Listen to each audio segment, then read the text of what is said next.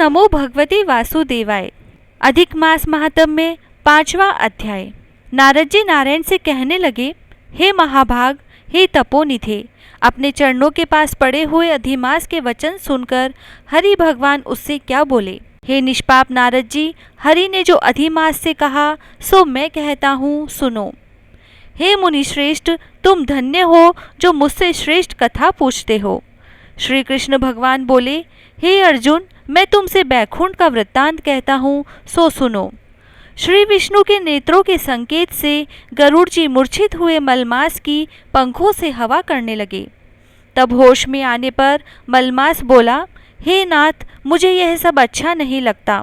हे जगदाधार, हे जगतपते, हे विष्णु, मुझ शरण में आए हुए की रक्षा करो, रक्षा करो। मुझ शरणागत को क्यों त्यागते हो? ऐसा कहकर कांपता हुआ बार बार विलाप करने लगा। तब मलमास से बैकुंठवासी ऋषिकेश भगवान ने कहा, हे वत्स, तेरा दुख निवारण होने का कोई उपाय नहीं दिखता, तू सोच मत कर, उठ, तेरा कल्याण होगा। ऐसा कह मन में पल भर में उपाय निकालकर श्री विष्णु भगवान बोले, हे वत्स, आओ मेरे साथ गोलोक धाम चलो, जो योगियों को भी दुर्लभ है। जहाँ भगवान श्री कृष्ण रहते हैं, वहाँ गोपी गणों के मध्य में बैठे हुए 2 भुजा वाले मुरलीधर, नवीन मेघ के समान श्याम शरीर, कमल जैसे विशाल नेत्र, ऐसे ईश्वर पुरुषोत्तम भगवान श्री कृष्णचंद्र विराजमान है। शरद ऋतु के पूर्ण चंद्रमा के समान जिनके मुख की शोभा है। करोड़ों कामदेवों की भांति सलोने चितचोर, लीला के धाम, पीतांबरधारी, तुलसी कुंद, मंदार और पारिजात के पुष्पों की माला पहने, श्रेष्ठ रत्नों के आभूषण पहने, प्रेम के अलंकार रूप भक्तों पर दया करने वाले, कस्तूरी और केसर युक्त चंदन से लेपित शरीर, वक्ष स्थल पर श्री वत्स चिन्ह और कौस्तुभमणि एवं भृगु की लात से शोभित हृदय, सिर पर श्रेष्ठ रत्नों से जड़ित मुकुट तथा कानों में कुंडल पहने, पार्षदों से घिरे हुए, रत्नों से जड़ित सिंहासन पर बैठे हुए, वे ही परम ब्रह्मा पुराण पुरुषोत्तम है। स्वेच्छामय ब्रह्मांड के बीज, सर्वाधार, परात्पर, निष्काम, निर्विकार, अत्यंत परिपूर्ण, प्रभु, प्रकृति से परे, ईशान, निर्गुण, नित्य विग्रह श्री कृष्ण गोलोक में तेरा दुख दूर कर देंगे, चलो वहीं चलें। श्री नारायण बोले, इतना कह हरि भगवान मलमास का हाथ पकड़ गोलोक को ले गए। हे नारद मुनि, वहाँ पहले अज्ञान रूपी अंधेरे का नाश करने वाले, ज्ञान रूपी मार्ग को दिखाने वाले, प्रलय काल में ज्योति स्वरूप, करोड़ों सूर्य के समान प्रभा वाले, नित्य असंख्य, विश्व के कारण, विभु परमात्मा की इच्छा में लाल रंग की ज्योति दिखाई दी। हे मुने, उस ज्योति के भीतर ही सुंदर 3 लोक थे। उसके ऊपर सनातन ब्रह्मालोक की भांति गोलोक है।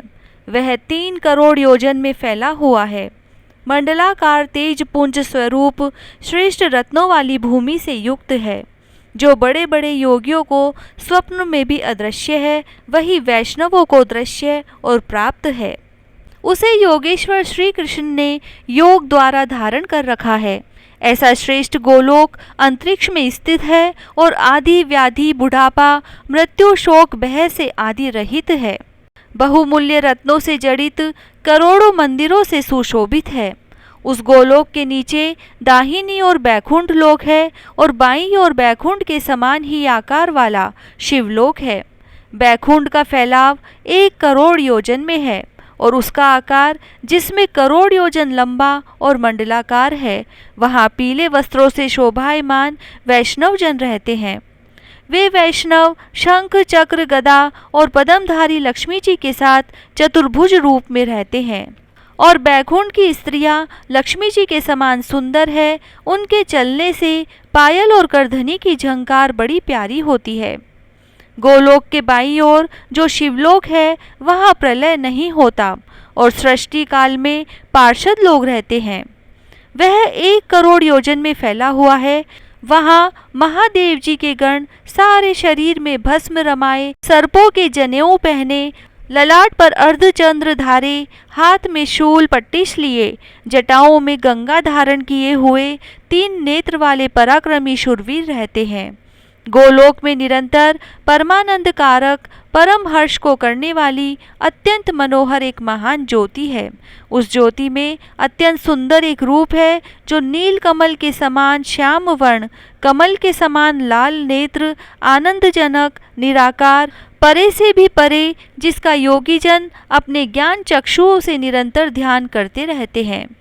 करोड़ों शरद ऋतु के पूर्ण चंद्रमा के समान अत्यंत दीप्तिमान मुख, करोड़ों कामदेव के समान सुंदर लीला के स्थल, दो भुजाधारी, मुरलीधर, मधुर मुस्कान युक्त, पीले वस्त्र पहने, श्री वस्त्र चिन्ह, भृगु की लात और कौस्तुभ मणि से सुशोभित हृदय, करोड़ों श्रेष्ठ रत्नों से जड़ित मुकुट और कंकणों से शोभित रत्न सिंहासन पर बैठे हुए, तुलसी, कुंद, मंदार, पारिजात और चंपा के फूलों की माला से शोभायमान है। वे ही पर ब्रह्मा श्री कृष्ण जी हैं, जो स्वेच्छा में सबके कारण रूप, सर्वाधार, बाल्य अवस्था वाले, गोपाल रूपधारी, करोड़ों पूर्ण चंद्रमा के समान शोभायमान, भक्तजनों पर अनुग्रह करने वाले, इच्छा रहित, निर्विकार, अत्यंत परिपूर्ण प्रभु, रासमंडल के मध्य बैठे हुए शांत रासेश्वर हरि, मंगल रूप, पूजने योग्य, मंगलों में मंगल, परमानंद घन, सत्य स्वरूप, अक्षर, अव्यव, सब सिद्धियों के ईश्वर, सब सिद्धि स्वरूप और सिद्धि के देने वाले, प्रकृति से परे, ईशान, निर्गुण, नित्य विग्रह, सबके आदि पुरुष, अव्यक्त, इंद्र आदि देवों द्वारा स्तुति किए गए, नित्य स्वतंत्र, एक परमात्मा स्वरूप, शांति परायण, ऐसे प्रभु का शांत स्वभाव वाले वैष्णव जन ध्यान करते हैं। केवल उत्कृष्ट रूप एक भगवान ने ही धारण किया है, यह कहकर विष्णु भगवान अधिमास को रजोगुण से घिरा हुआ जानकर गोलोक ले गए। सूत जी बोले, सत्कर्म ग्रहण करने वाली वाणी कहकर जब नारायण चुप हो गए, तब नारद जी पुरुषोत्तम मास महा उत्सव संबंधी नई नई कथा सुनने की अभिलाषा से नारायण से बोले। 5वां अध्याय समाप्त। जय श्री राधे।